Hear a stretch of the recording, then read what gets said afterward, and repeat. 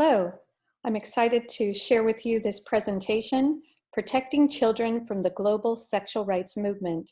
I'm Sharon Slater, President of Family Watch International and co-chair of the Protect Child Health Coalition. Family Watch works around the globe and at the United Nations to protect the family as the fundamental unit of society. But in order to protect the family, we must protect the health and innocence of children, for they will form the future families of the world. But there is an attack on the family from multiple UN agencies. And I'm going to kind of take you through the attacks at the international level, then the national level, and then the state and the local level. And then I'll provide some action steps that you can take to help protect children at each of those levels. The main assault comes through something called comprehensive sexuality education, or CSE. But in order to understand how dangerous this is to children, we first have to understand, how does the United Nations define sexuality? To answer this, we need to look no further than the World Health Organization, which is charged with setting the health standards for the whole world. They have defined sexuality, and this definition is being used by multiple UN agencies.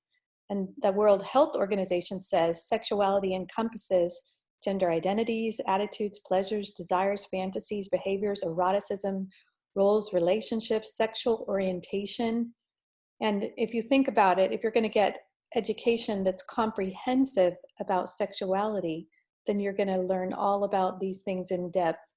And that's exactly what comprehensive sexuality education teaches, as I will show you. Let's start with this example. This is the standards for sexuality education in Europe, published by the European Office of the World Health Organization. And let's see what they think children should learn. They start at age 0 to 4, and I forgot to give a warning here that if you have children, you should probably watch this later or in another room, because what they want to teach children is highly inappropriate for children. But for children ages 0 to 4, they want them to be given information about enjoyment and pleasure when touching one's body or masturbation, given the right to explore their gender identities. Then at age 9, to be given information about pleasure, masturbation, and orgasm.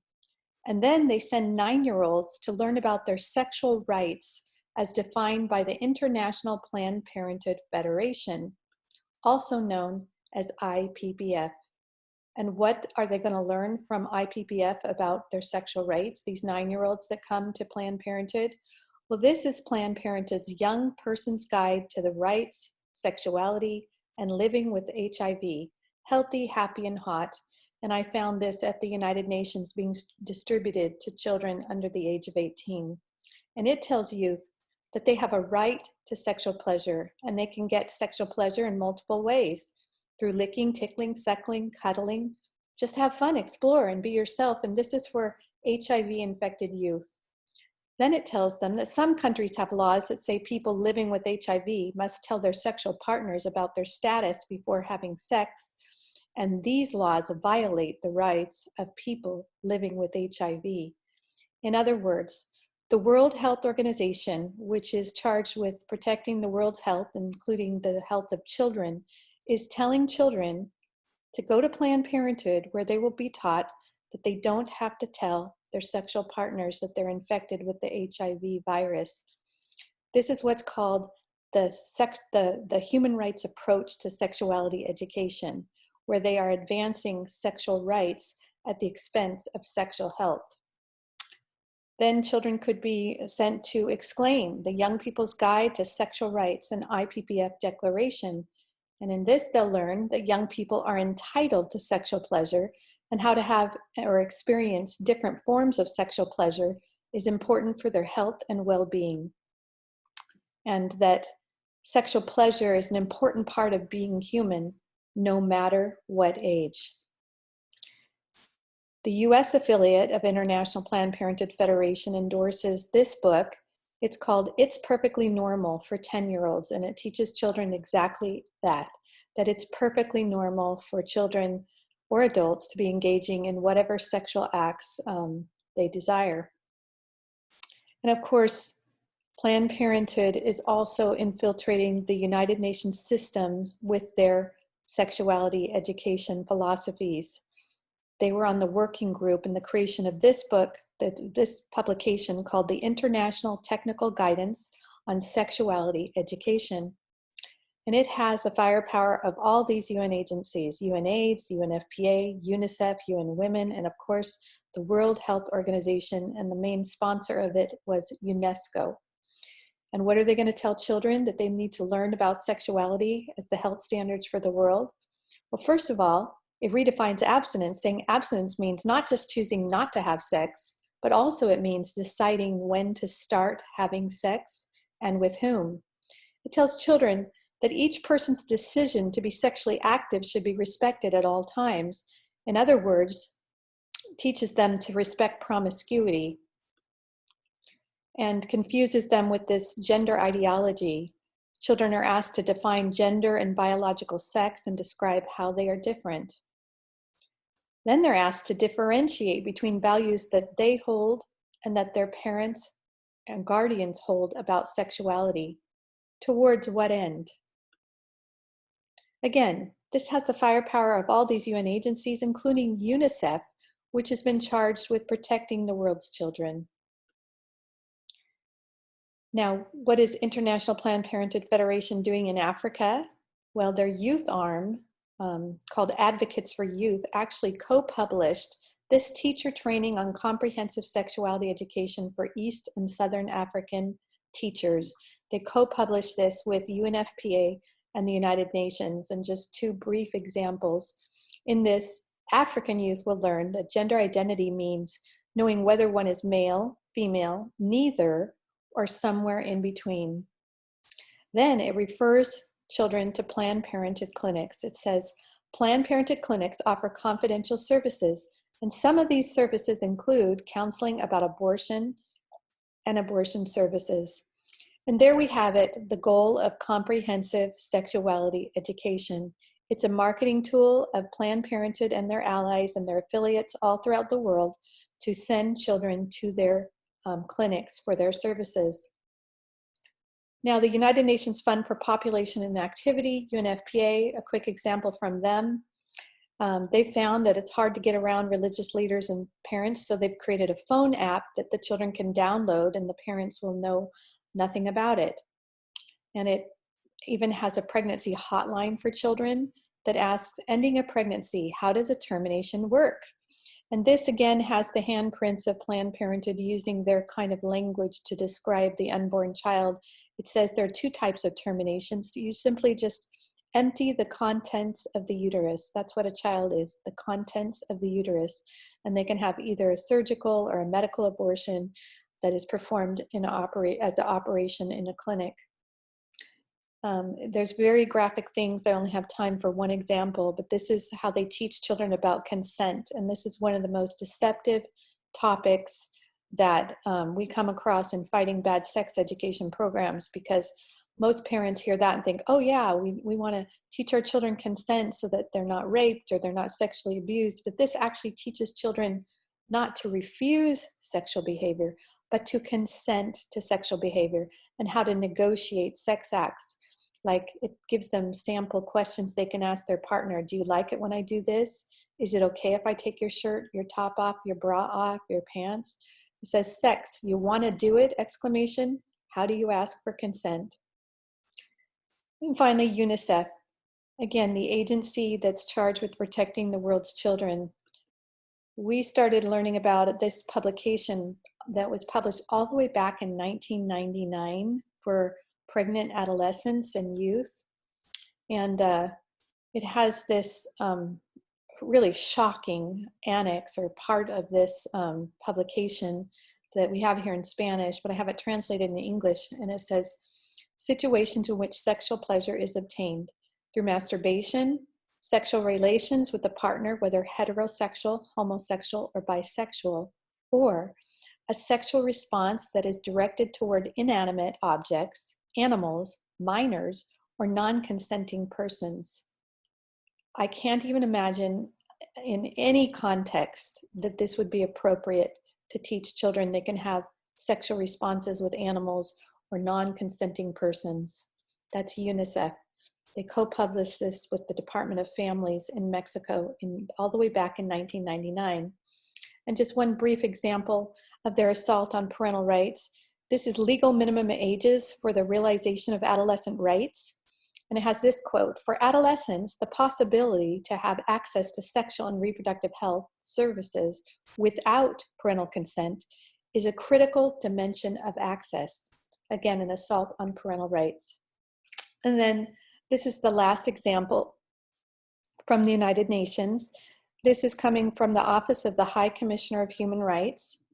And they have something that's called special procedures. And under that, as UN experts that they appoint, called special rapporteurs. And this man, Ahmed Shahid, he was appointed to be the special rapporteur on religious freedom and belief. And he just issued recently a report on how we're supposed to protect religious freedom, or at least that's his mandate. But instead, this is one of the most egregious abuses of a mandate that we have seen. His report that's supposed to protect religious freedom says the following: it calls a partial or total ban on access to abortion or gender reassignment surgery and limits on sexuality education due to the encouragement of religious figures. It claims those violate sexual and reproductive rights, and claims that conscious clauses that protect health workers from being forced to perform abortions against their religious belief constitute discrimination. So I'm going to give you your first action item that you can do right now to protect children at the international level. We've just launched a new platform called Protect Religious Freedoms, and you can find it if you go to protectreligiousfreedoms.org. If you go to this webpage, you will find 2 action items that you can take. The first is you can sign on to a petition calling upon UN member states to reject this report, which is going to be presented sometime in October. Then we also need your help to help us find religious leaders worldwide that can sign on to the letter coming from religious leaders, also calling upon UN member states and the United Nations to reject this report as it's scheduled to be presented in October. So how do we protect children and understand the threats against them at the national level? I'll just give you a brief window into things that are happening, but I'll start kind of with the state of California, which has passed many laws closing in on parental rights, violating parental rights, and sexualizing children. But this is one of the egregious laws that was passed there. Right now in California, sexual orientation and gender ideology indoctrination is mandated by law. There is no opt-out allowed. And so this Congressman Doug LaMalfa from the state of California, very concerned about this, as well as some other pending bills in California to cause taxpayers to have to pay for so-called gender reassignment surgery. He's introduced 2 key bills at the federal level. One is called Protecting Children from Experimentation Act, and the other is the End Taxpayer Funding for Gender Experimentation Act. And he's put his neck out, and so has his co-sponsors. And so we've set up a way for you to thank them. This is an action item to protect children. We have a web page where you can go to transgenderissues.org, and we have all the information there for you to thank the sponsors of these 2 bills that will protect children from these radical experiments on children. Also on that web page, besides action items, you'll find a listing of educational videos on transgender issues and key resources. This is kind of a partial list of all the videos that are in production right now on all the various issues relating to the transgender issue. And you can actually sign up on this website to be notified when our new videos come out to help people understand the dangers and the harms related to each of these issues. But let's talk again, we're at the federal level, how under the Obama administration, Congress began allocating $101 million taxpayer dollars annually for comprehensive sexuality education programs. This was coming under the Teen Pregnancy Prevention Program under HHS, our Department of Health and Human Services. And you would think that under the Trump administration that this funding would stop, but it's actually been continuing as Congress fights over budgets. It just continues under the same level. So I'm going to give you an insight to some of the books or programs that have been funded with this money and continue to get funding. This one is called Draw the Line or Respect the Line. And it has activities such as this. This is safe that they're teaching children. You can fill up over the clothes, fill up under the clothes. And these things are just some risk, mouth to genitals, and so forth. And then risky, it gives them ideas on how these different things are risky sexual behaviors, but at the same time, it's introducing sexual behaviors that a child in 8th grade may not have ever heard about yet. This program is called Making a Difference, and this has been funded in my state of Arizona and many states across our nation. It's one of the more popular programs, and it teaches children. Here's a worksheet. It says, how do people express their feelings? What is abstinence?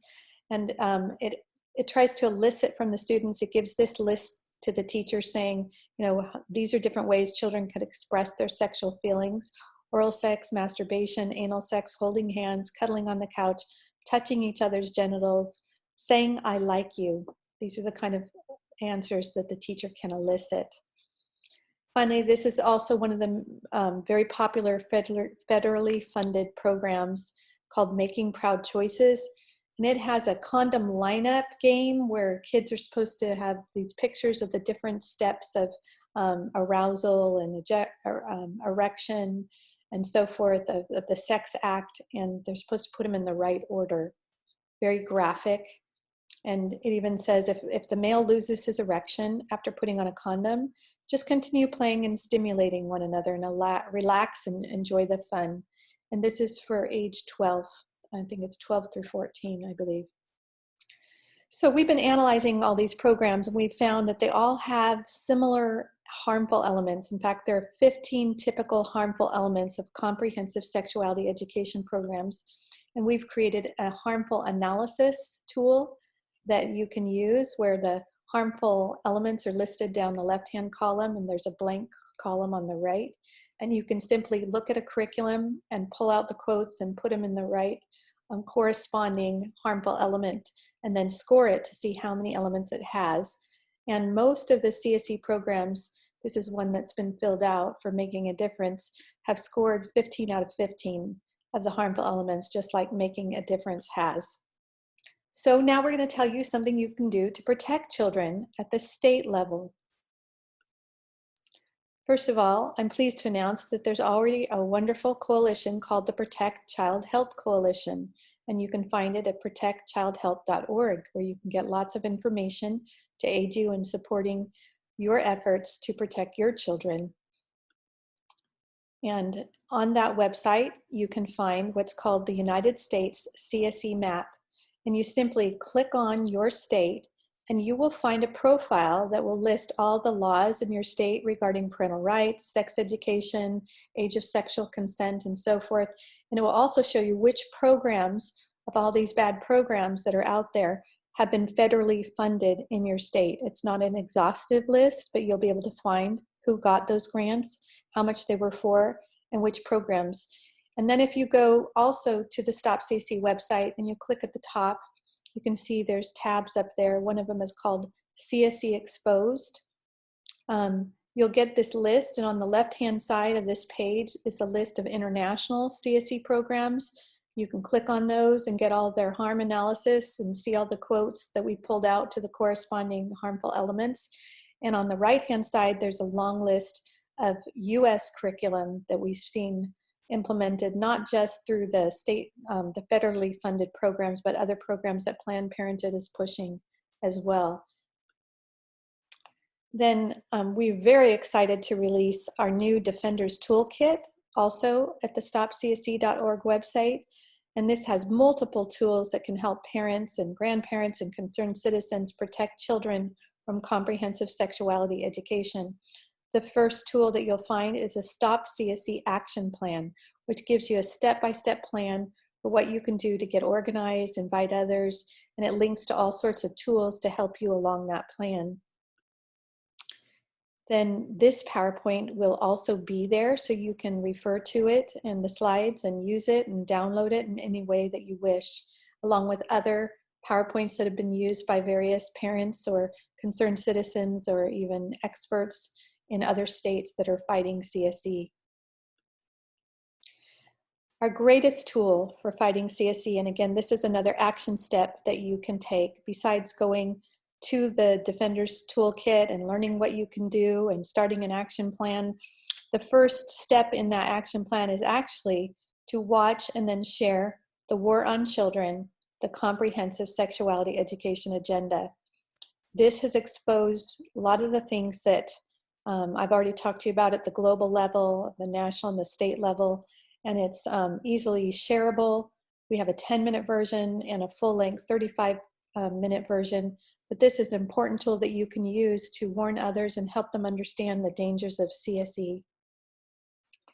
And then another action item, the final action item that we're going to suggest is that you please come to our website at familywatch.org. And if you are not yet a subscriber to our free newsletter, subscribe today, and we will keep you up to date about what's happening at the United Nations, at the international level, countries around the world, the national level, the state level, and sometimes even the local level, and give you ideas and action items so that you can protect children from this harmful agenda. It's all about the children, and we know that as the family goes, so goes the children, so goes the nation, so goes the world. But also the opposite is true. As the children go, so goes the family, so goes the nation, so goes the world. These children deserve all the protection that we can provide to give them a healthy future. And I invite you to join with me and Family Watch International and all the great groups that came together for this summit to protect children in education. And we hope that you will join these efforts. Thank you.